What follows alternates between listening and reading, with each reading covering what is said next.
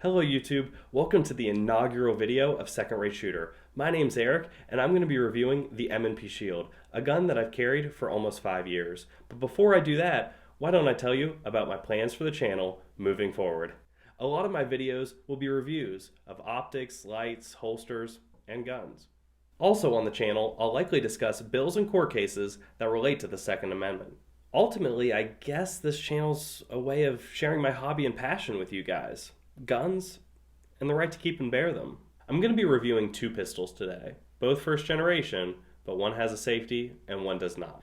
So why two pistols? Well, I was one of those people who was clamoring for the Shield when it hit the market. I mean, I don't think a lot of people remember accurately just how big a deal the Shield was when it debuted. Everybody wanted it. It was, while not groundbreaking, certainly setting an industry standard right away for single stack 9s. And the Shield debuted with a thumb safety. If you wanted a Shield, at least for a time, it was coming with a safety.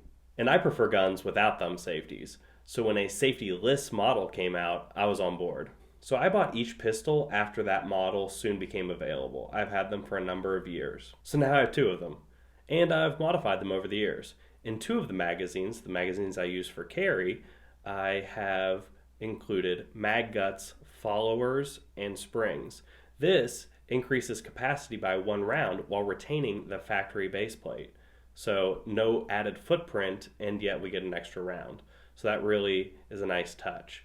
Also, I have equipped both pistols with excess big dot sights, which lend themselves more to combat shooting, which is the sort of role that I've placed this pistol in, and have a deleterious effect on precision shooting. They also add a bit of a night capability as there's tritium in the front sight. I've also carried these guns in a variety of ways. Inside the waistband with a hybrid holster, inside the waistband with Kydex, and outside the waistband. As far as round counts go, I really can't say just how much I've shot these pistols. In December of 2017, I started an Excel spreadsheet to track all my shooting, and since that time, I have 675 rounds through one of them and 720 through the other.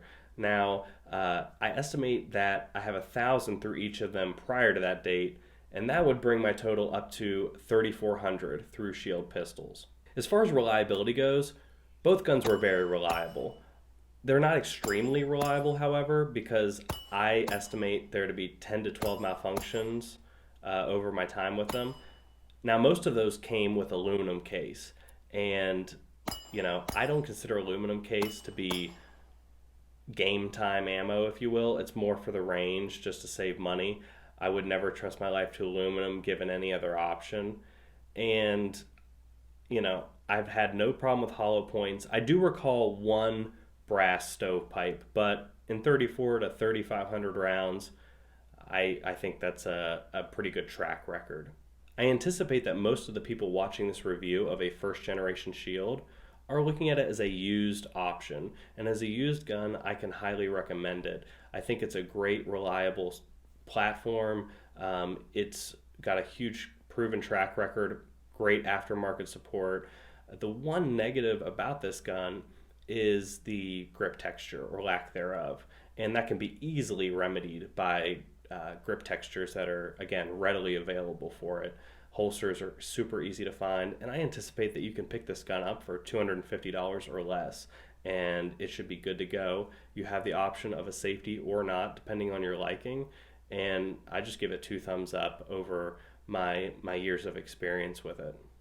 While I've been speaking favorably about the Smith & Wesson Shield over the last few minutes, you should know that it is no longer my concealed carry of choice.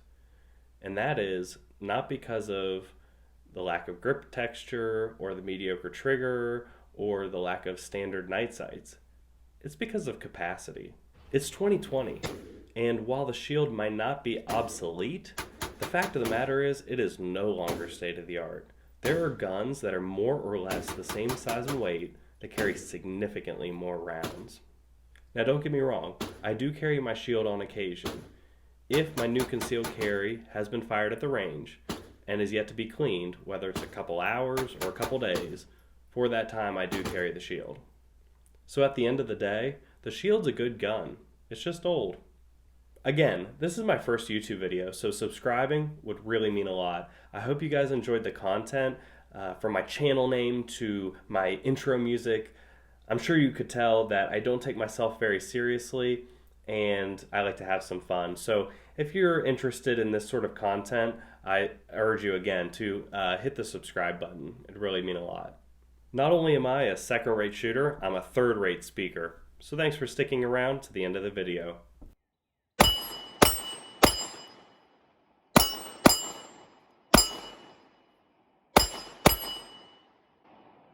I am sucking.